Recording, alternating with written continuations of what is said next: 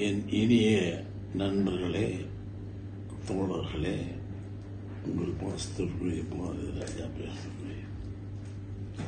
சில நேரங்களில் சில விஷயங்களை சந்தோஷமாக பகிர்ந்து கொள்ள வேண்டியிருக்கிறது.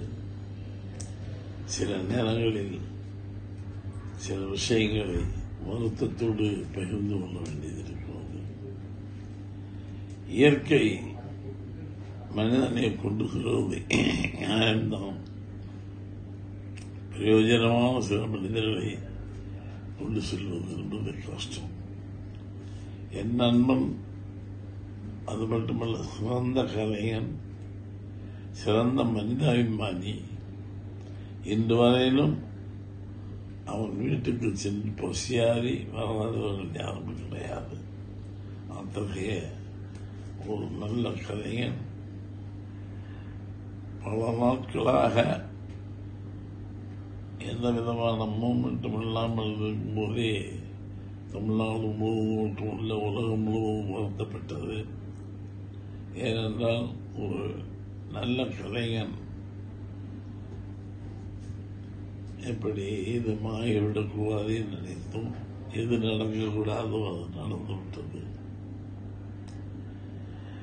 என்றாலும் அவன் வீட்டுக்கு சென்று சாப்பிடாதவர்கள் கிடையாது. அவன் வீட்டுக்கு சென்று அவனை தரிசிக்காதவர்கள் கிடையாது. நல்ல மனைவி, நல்ல பிள்ளைகள், நல்ல ரசிகர்கள். இவ்வளவு சீக்கிரமாக அவரை கடவுள் அழைத்துக் கொள்வான் நினைத்துக் கொள்ள பார்க்க முடியவில்லை.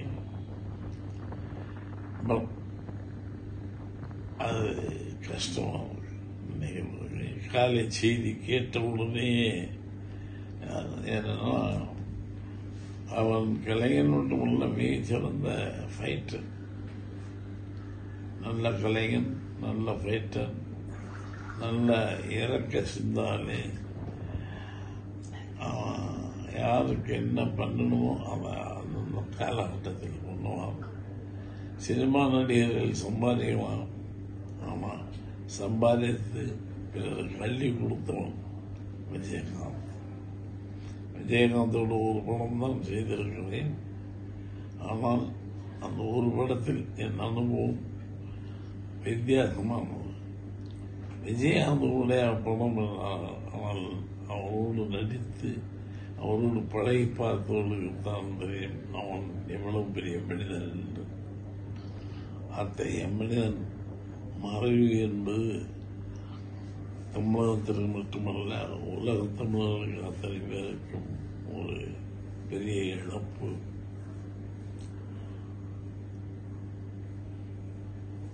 என்ன செய்வது? சில நேரங்களில் இயற்கை தவிர்க்க முடியாத ஒன்று.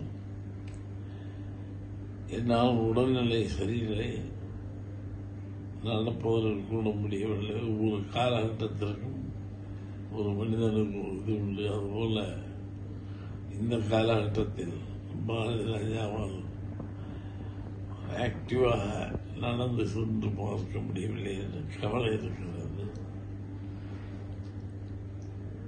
விஜயகாந்த் வெற்றிப்படி நாட்டியம். விஜயகாந்த் தம் நடிப்பால் உயர்ந்தவன். விஜயகாந்த் மனித தன்மையாக உயர்ந்தவன்.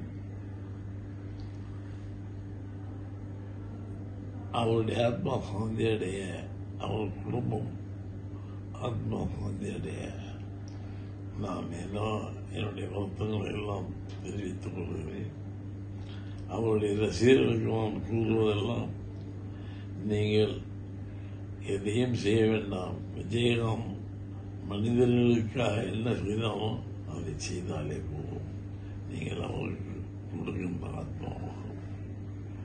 அவர் ஆத்மா சாந்தி அடைய நான் கடவுளை பிரார்த்திக்கிறேன்.